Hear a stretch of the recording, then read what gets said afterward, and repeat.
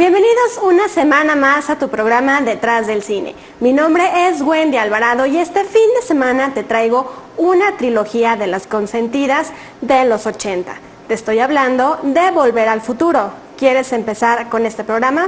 Vamos.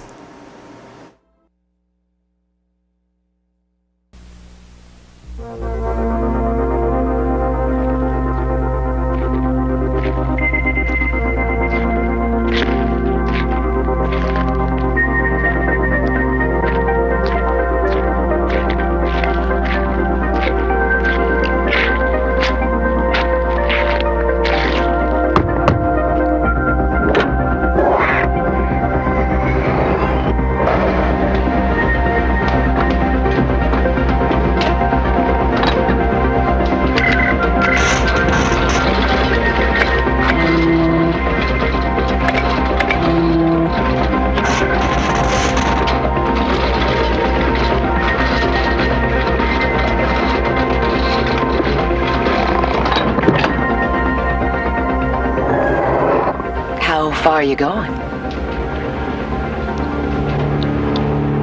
About 30 years.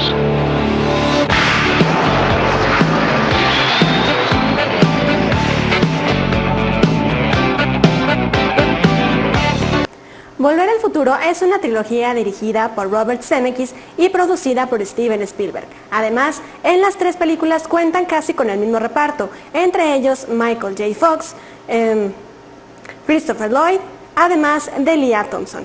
Este guión se empezó a escribir antes de 1980.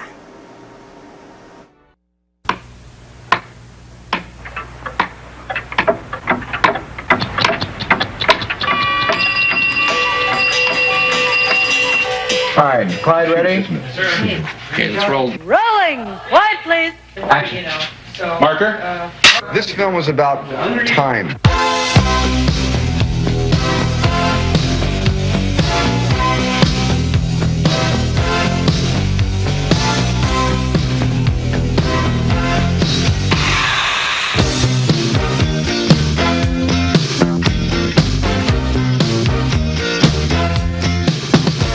Back to the Future is about a young man who's accidentally sent back in time.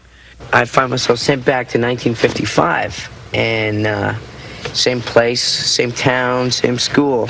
The twist is I'm the same age as my parents. And what he does is he interferes with the course of history, and he has to put it all back. I'd like you to meet my good friend George McFly. Personally, he interferes with his parents meeting each other, hence they never fell in love, hence they were never married, hence they never had any kids, and his own existence is in jeopardy. Well, it was a very difficult decision to put the lead actor in our film who was working full-time in a TV series. Ladies and gentlemen, in the role of Alex Keaton, a young actor, let's meet him now, Michael Fox, ladies and gentlemen. Without a doubt, the toughest part of doing Back to the Future for me is that I'm still doing Family Ties. This is the kind of lack of substance that great relationships are built on. I wake up around 9 or so, go in, work from 10 to 6:30 on Family Ties, get in a Universal car, drive over to Universal, work until about 2:30 on that, go home, sleep, wake up. So that gets pretty grueling, and although I kind of enjoy it, you know, and people say, how can you do that? And I say, well, because I have to, because I said I would, you know, so I'm doing it. And she says, how dare you? Yeah. Bob Zemeckis is great to work with. I love working with Bob because he's possessed, you know? Like this movie, I mean, he must wake up in the morning, it's just like the movie, you know? And he gets to work and it's like, I'm making my movie. And it's great because you come, for me, if my energy does drop at all, sometimes it does, I get a little tired and I'll come in and Bob will say, okay, Michael, here's what happens. Now the wind machines and you blow up and then Doc blows up and okay, I'm making my movie. And you just go, all right, Bob, good deal, you know? You turn the time circuits on. The time machine went through a lot of variations, and we changed it quite a few times. Refrigerator, we thought of at one point, you know, it was made out of an old refrigerator. You had to, you know, get in, close yourself, but then we thought maybe kids would start locking themselves in refrigerators. As the story developed and we started to think about if you in fact were to build a time machine, it became very apparent that you'd be foolish not to make it mobile and to take it with you so that you could get back and not have to worry because, you know, you never know. You know, traveling through time is a dangerous thing.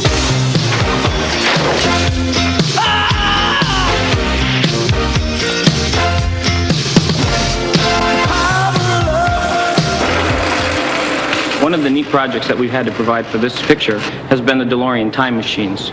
We've started with the DeLorean. Basically, it's been 3 DeLoreans.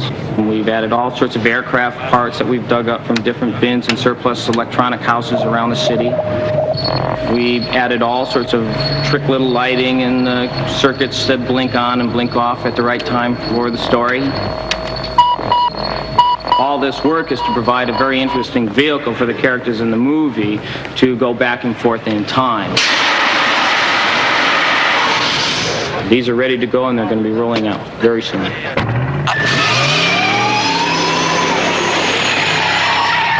guys, light them. Run down. The car gets very warm as it makes this transition to time. Fire starts to come out the wheels, and then the next thing you know, the car is gone.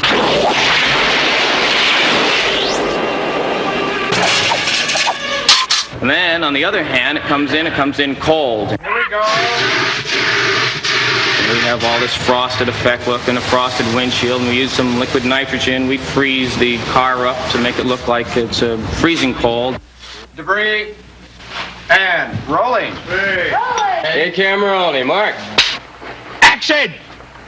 There really was a time machine like this movie. I think I'd get in it and go into the future. I probably would like to travel into the future to see if this movie's going to be successful. Geez, I don't know what I'd do. Would I go forward? I think I'd probably go backwards, actually. The West, you know, I have a fantasy about that. Everybody wants to be a cowboy. I wanted to be a Mountie, you know. I wanted to be like Dudley Do-Right. I think I'd probably go back to the 50s.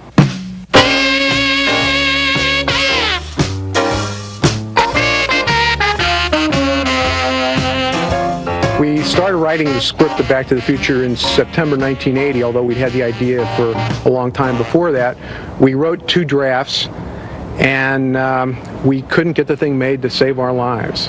I just think the movie is so rich in story and so rich in sort of, you know, occurrence that I really liked it. I mean, it was all in the script, too. And I said, well, whatever happened to Back to the Future, that script you wrote 3, 4, or 5 years ago? I read it years ago. Keep using that thing when you come out. In other words, my feeling about making a time travel movie was to, first of all, make a fun adventure. The reason we chose the 1950s was a simple logistics question. Our hero is 17 years old, and he has to go back to the time when his parents were 17 years old, and that just simply put us in the 50s. The second reason was that the 1950s was the birth of American teen culture. That was the first time that the teenager started to rule, and he's ruled ever since. We figure that it's more fun to fool around with a time period which you're familiar with, which you know. And the 50s were great because we've all had the experience of looking through our parents' high school yearbook. There they are. There's mom, there's dad, but it's not. I mean, they don't look anything the same. They're skinny, they're beautiful. You say, no way. It's a fantasy. I think all kinds of people wonder what it'll be like to see their parents when they're young. It's like, you know, when you're a kid and your father and your mother tell you the things that they did as a kid, you know, like walking 12 miles to school and doing their homework on a shovel at the, you know, it'd be interesting to go back and see if it were really true. Like all mothers, Marty's mom told him that she grew up without any vices, and so when Marty goes back in time and sees her as a teenager, he's in for quite a shock. Jesus, you smoke too?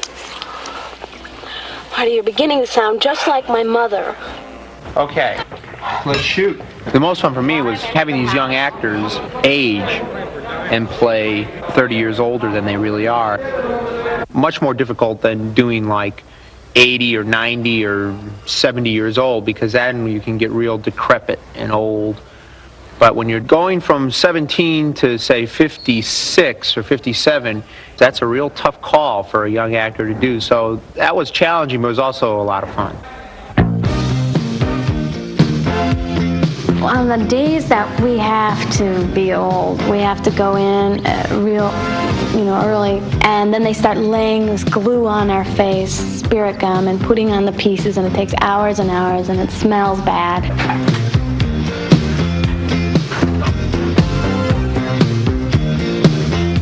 And then they start painting it, but by the time they start painting it, you start seeing this like living sculpture evolve. When I had my old makeup on, I drove home because my mom was staying with me, and walked in the door and said, "Hi, Mom," and she walked out and she went,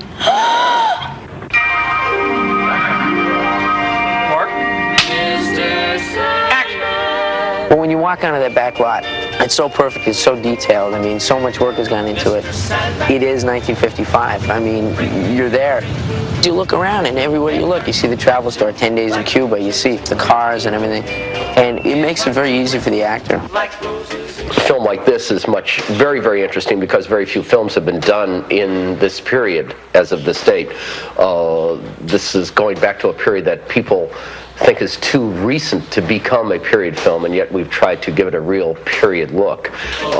One of the ways we're able to do that is to push the film visually back a little farther than 55, because if we're right on in 55, what happens is that it almost looks a little too new. I use a great deal of photographic research. Usually I delve into a lot of Life magazines, Look magazines, books on the 50s, books on the 40s, even looking at films that were made in that period. And all of a sudden you start coming up with a visual concept. That was always one of the major elements of the story, even in its earliest incarnation, which was to take a place and show what happens to it over a period of 30 years. What happened to everybody's hometown is obviously the same thing. They built the mall out in the boonies, and it killed all the business downtown, and everything changed.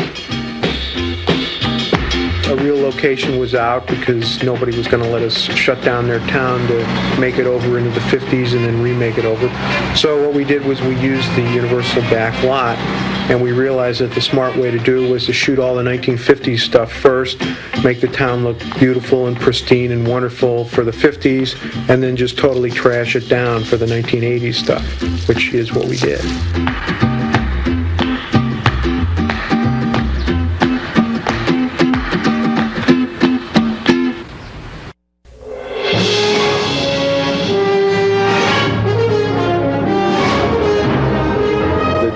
To have this size ensemble and take this direction came down while Bob was shooting the high school dance sequence. At that time, Bob was doing 5 things at once, and I walked in, I had seen a rough cut, and I walked up to Bob and I said, "Bob, I see we can go 2 ways. We can go this way, contemporary, we can go big score." And he turns around and he goes, "Al!" Big. Big. I kept telling Al that all I wanted was the score to be big. As you make a film, you start to get a little bit paranoid that you don't have any vistas and giant shots. And Al and I had just done Romancing the Stone together, and we had jungles and waterfalls and a lot of stuff like that. So I told Al, make it big, open the movie up. It's a very fundamental story, and it kind of gave us license to do this kind of overblown fantasy, old-fashioned movie score, which was a thrill. It's exciting to be in a room and hear all these people playing together, 98 people. I've been told it's the largest orchestra ever assembled in the history of Universal Pictures.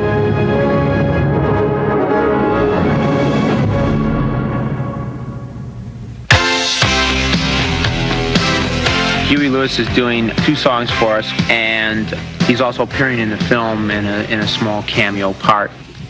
Well, it's a new thing for me, this acting. I didn't really prepare. They told me they wanted me to wear a brown suit and be a real nerdy thing. I couldn't really see the part, If this is on MTV, I'm finished. Are you kidding? History. What happened to Huey Lewis? I don't know. He did a little bit part and nobody ever heard of him again. It's my acting debut, which I'm taking very seriously. Oh, fellas, could we have the other band, please? Thank you. Okay, good. Now, Huey, what you want to do is you want to just stay up there with the megaphone screaming at these guys until they stop. Okay. And here we go. Marker. Hey. And next, please. Next group, please. Go, go. Go, Johnny, go. Go. Go, Johnny, go, go, go. Go, Johnny, go, go. Go, Johnny, go, go, go. Johnny, be good.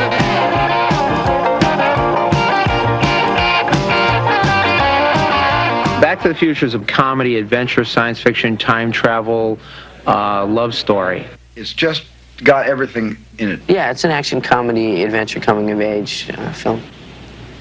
Musical. Gotta get back in time. Gotta get back in time. Get back, get back. Get back, Cat, print that, please.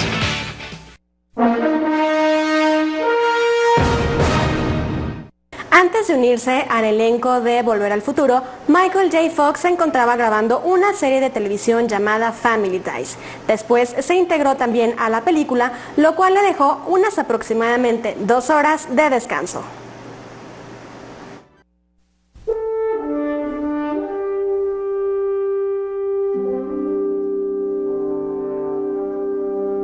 I've always felt that the best 2 time travel stories were The Time Machine and Charles Dickens' Christmas Carol. And basically, Back to the Future follows the same type of time travel rules as The Time Machine, which is that you can travel through time but not through space. And a lot of time travel stories violate that concept. Not only do you travel 100 years in the past, but you also travel from Los Angeles to England miraculously. So we believed in the H.G. Wells time machine idea of time travel.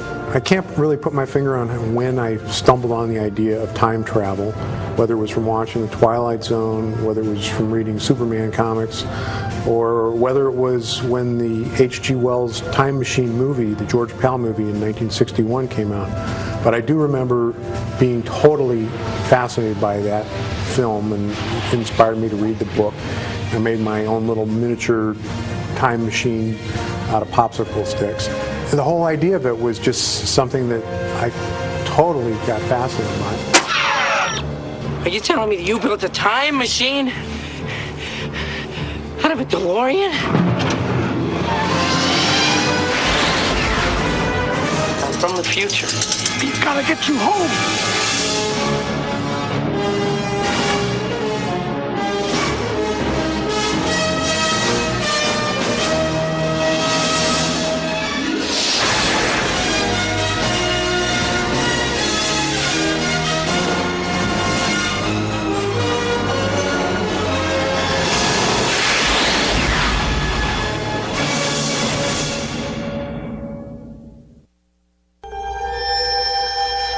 As I remember, the idea for Back to the Future came about with, and who knows where these ideas really come from, but it was like the notion that Bob Gale had of what it would be like to see your parents as kids when you were the same age as they were. My name is Lorraine. Lorraine Bates. I was back in St. Louis, Missouri, visiting my parents, and searching around in the basement, I stumbled upon my father's high school yearbook. And I'm thumbing through it, and I discovered that my father was the president of his graduating class. I didn't know this, and I thought about the president of my graduating class as somebody I had nothing to do with. So I thought, gee, if I went to high school with my dad, would I have been friends with him? So that was the idea that I came back to Los Angeles, and I said, Bob, what if you could go to high school with your parents? What would that be like? What are you writing? Stories. Science fiction stories about visitors coming down to Earth from other planets. Get out of town. I didn't know you did anything creative. The idea that every adult was once a kid really had never been done before as a movie. This was an idea, an original idea that we'd never seen dealt with before. The time period that we selected was purely mathematical. Action! It was an 80s kid who had to go and find his parents at his same age, so that put us immediately into the 50s. And that was also the time when the birth of the teenager happened anyway, and teenagers in America were given power by the media, power to buy things. They became an economic power. So that worked out well for us. I'm from the future. I came here in a time machine that you invented. When we sat down to write the first script and we said, we need a time machine, where does a time machine come from? The time machine has to be invented in somebody's garage. The archetype American inventor that does stuff like this in his garage, it's Doc Brown. I was standing on the edge of my toilet, hanging a clock. The porcelain was wet. I slipped, hit my head on the edge of the sink, and when I came to, I had a revelation, a vision, a picture in my head, a picture of this. This is what makes time travel possible. The flux capacitor. Where did he come from? We kind of had an idea that he probably worked on the Manhattan Project. In fact, with the nuclear aspect of it, we were pretty sure that that was the case. But he went off on his own, and he had these weird ideas about flux capacitors and so forth. The very first idea of the time machine was that it was a chamber of some sort. Yeah, I guess we had it built into an old refrigerator. But it became very apparent that if you were going to really build a time machine, it should be a vehicle. And probably it should be a tracked vehicle, kind of like a tank. Because if you're going to travel to times when there were no paved roads, you'd have to be able to get around. But we decided to use the DeLorean automobile because of this joke that we had in the movie. When the time machine arrives in the past, the people who live in the farmhouse think that it's an alien spaceship. Looks like an airplane without wings. That ain't no airplane. Look.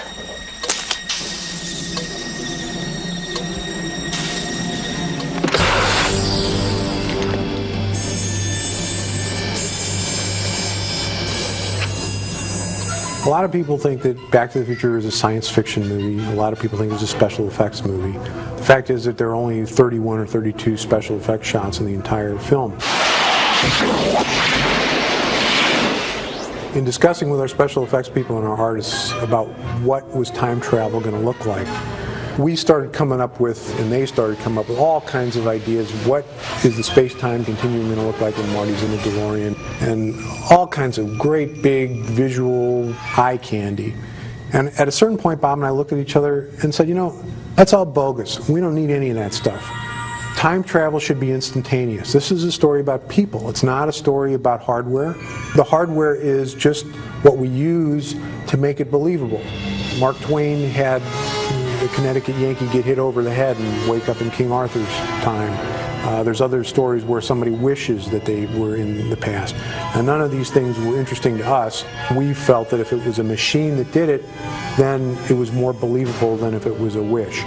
Because we know that machines can do stuff, and we don't have any example of somebody wishing for something as crazy as this and ever having it come true. So the machine is just a way to make the idea of time travel believable. The way I see it, if you're going to build a time machine into a car, why not do it with some style? Besides, the stainless steel construction made the flux dispersal. Look out!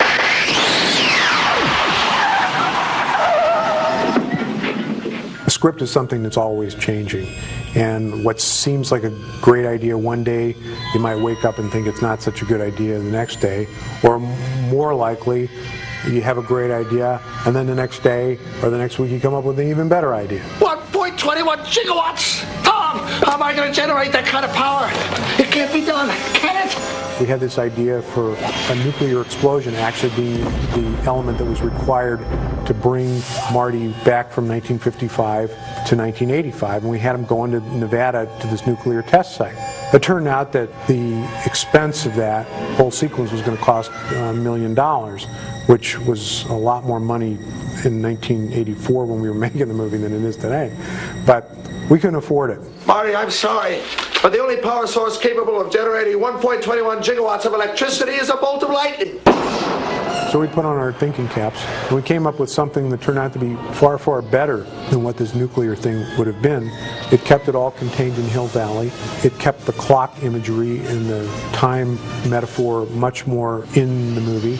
And it was a vastly better sequence than that nuclear test site could have been.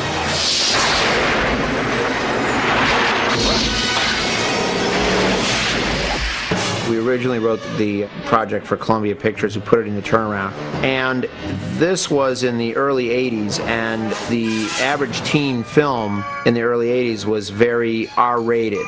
And they were sort of drinking, drugging, sex comedies, and those were the films that were making a lot of money. So most of the studios, when we went to set the film up, thought that the film was too soft because it didn't have a lot of edgy stuff in it, except for Disney, who thought that because of the relationship with the son and the mother, it was too dirty. Do you mind if we park for a while? That's a great idea. I'd love to park. I could see how it would be troubling on paper to people, the idea of a boy and his mother kind of having that kind of relationship. But so much around it was so sweet and so accessible and so engaging, and the intent was not salacious, the intent was not pandering, it wasn't meant to be, you know, gratuitously titillating. I think a man should be strong so he can stand up for himself and protect the woman he loves. And Leah, you know, was so brilliant because Leah just played it like this girl. I mean, she wasn't carrying around the whole mother thing in her head when she was playing it. She was playing what this girl might have felt when this kind of mysterious, exciting kid comes into the neighborhood. Where does he come from? Where does he live? I don't know, but I'm going to find out. I think the purity of her performance, the purity of Bob's intention, and the purity of Bob and Bob's script to just tell an engaging story kind of took away from anything that might have been, you know, creepy about that. Stephen, very early on, he was one of the first people I had read the screenplay, and he liked it very much, and he wanted to produce it like he did in my previous films. But my previous two films were not successful, and I was concerned that if Stephen had produced a third film that was a box office flop, then I would not be able to probably get a job anywhere as a director. So I explained that to him, and he said, I think you're probably right. And then many years went by, 3 to be exact, and then I was finally hired by Michael Douglas to do Romancing the Stone, which fortunately was a hit. And then everybody wanted to do Back to the Future because Romancing the Stone was a hit movie, and I thought it would only be appropriate to go back to the one guy who's the only person who had faith in it based on the material itself, and that was Stephen. Casting is something that you just feel. Crispin and Leah, they all came in and read many times and became the character. Chris Lloyd, I knew he was the perfect Doc Brown the minute he walked in the office without even having to say a word. Just by looking at him, I knew he was perfect. Christopher Lloyd says that his model for creating the character was actually the conductor Leopold Stokowski, with the hair that way and the big broad gestures. Doc Brown walks around like he's conducting the orchestra of the world, and that's what Chris drew upon. I notice your band is on the roster for the dance auditions after school today. Why even bother, McFly? You don't have a chance. You're too much like your old man. No McFly ever amounted to anything in the history of Hill Valley. Yeah, well, history is going to change. I was doing a film called Teen Wolf, and I was shooting it in Pasadena, and some people that had showed up on the same block that we were shooting, and they were scouting location. And so we said, what location are they scouting for? And somebody said, it's this new movie called Back to the Future. I remember thinking, man, it'd be great to be in a movie like that. Sounds like, you know, a great movie. Steven Spielberg producing. Michael J. Fox was actually our first choice for the part of Marty. And because he was doing Family Ties at the same time that we were going to be shooting, there was no way that he was going to be available to us. So it was completely out of the question. And we kept pushing our start date back because we were having such a hard time finding a kid that we thought could carry the movie. For that reason, we did these screen tests because we had to be absolutely sure. So it finally came down to an actor named C. Thomas Howell and Eric Stoltz. And Tommy's screen test was terrific. But the CEO of MCA saw the 2 screen tests, and he said, it's got to be Eric Stoltz. It's got to be Eric Stoltz. And I'm so convinced that Eric is going to be great in this part that if it doesn't work out with him, you recast it and start all over again. Okay, well, he never thought that that was ever going to happen. And we never thought it was ever going to happen, really. The studio was demanding that the movie be released on a specific day in the summer, so we cast Eric Stoltz in the lead part for Back to the Future, and this was a miscalculation on my part. I mean, Eric is a fabulous actor, and he was doing great work, and it just for some reason, to me, didn't feel like it was the right type of performance for the type of humor that I was trying to go for in the film. So I had to do a very painful thing and replace Eric with Michael J. Fox. Michael read the script, he went nuts for it, and his attitude was, hey, you know, I don't need any sleep.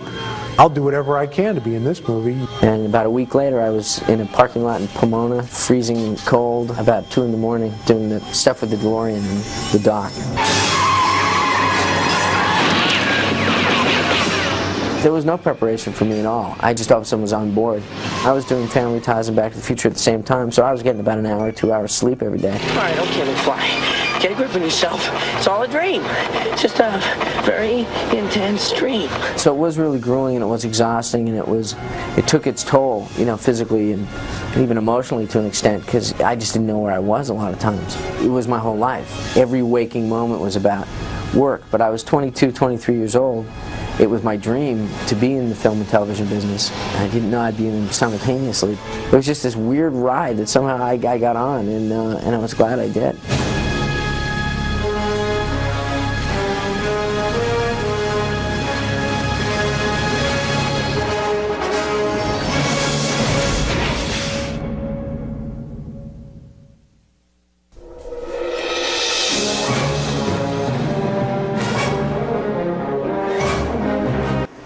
Antes de continuar con el Detrás del Cine de Volver al Futuro, vamos a una pequeña pausa y enseguida regresamos.